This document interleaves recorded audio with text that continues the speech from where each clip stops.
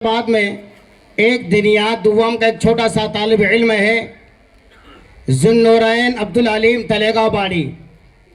حکیم بھائی کی طرف سے 50 روپے، شوکت سیٹھ قریشی کی طرف سے 100 روپے. جزاک اللہ.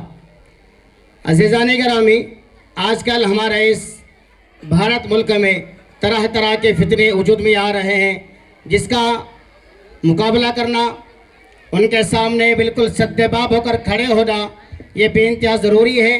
آئے دن اس دیش میں کئی مظالم مسلمانوں پر، مسجدوں پر، مدرسوں پر کیے جا رہے ہیں.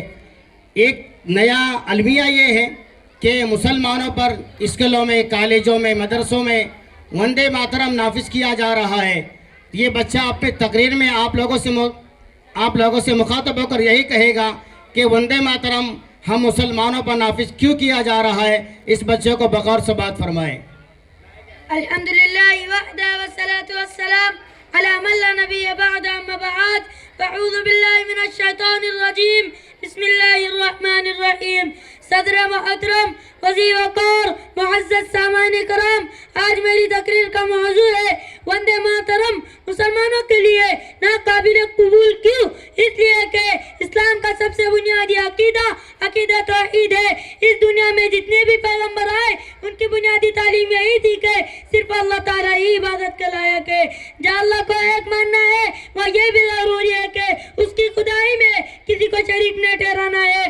رسول اللہ صلی اللہ علیہ وسلم کی زندگی بھر کی دعوت اور آپ کی تعلیمات کا یہی خلاصہ ہے کہ اسلام کی بنیاد عقیدہ توحید ہے. کلمہ لا الہ الا اللہ کو جنت میں جانے کا ٹکٹ کہا گیا.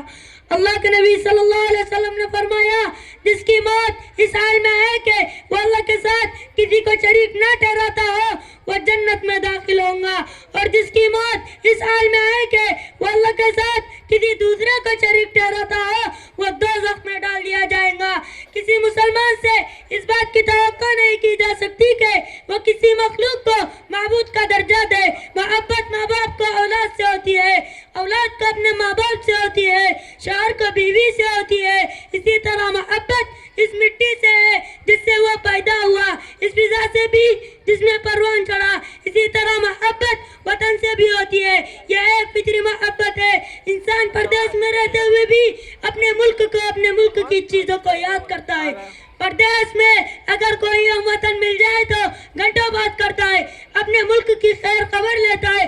افسوس کہ اس ملک میں نفرت کے سادہ گھرانے جنہوں نے ملک کی آزادی میں انگریزوں کا ساتھ دیا، اپنی قوم سے غداری کی اور اس وقت وندے ماترم بحیثیت ترانہ پڑھانے کی کوششیں کی جا رہی ہے. اس میں درگا دیوی کی پوجا اور اس کے راستے پر چلنے کا عزم کیا گیا جو بظاہر کھلا ہوا شرک ہے. اس لیے یہ مسلمانوں کا ہرگز قبول نہیں. بدقسمتی سے اس وقت موجودہ حکومت اس ترانے کو اقتدار کے زور پر سبھی پر تھوپنا چاہتی ہے. اسکولوں میں اس کا پڑھانا لازم قرار دے رہی ہے. ہندوستان کا دستور اپنی ہر شہری کو مکمل مذہبی آزادی فراہم کرتا ہے. مسلمانوں کی دلوں میں اس ملک کی خیر خواہی، وفاداری اور اخلاق موجود ہے. تاریخ گواہ ہے جنگ آزادی کے مختلف مراحل میں مسلمانوں نے بے مثال قربانیاں دی. چاہے وہ سید احمد شہید یا سید اسماعیل شہید ہو، بہادر شاہ ظفر یا ٹیپو سلطان ہو، وہ شیخ الہند یا شیخ الاسلام ہو، یا مولانا ابوالکلام آزاد یا عبدالغفار خان ہو، اور لاکھوں گمنام مجاہدین جنہوں نے اپنی جانیں اس ملک کی قربان کی. یاد رکھو، محبت اور وفاداری کا یہ مطلب نہیں کہ جس سے محبت کرے اس کی پوجا کرے.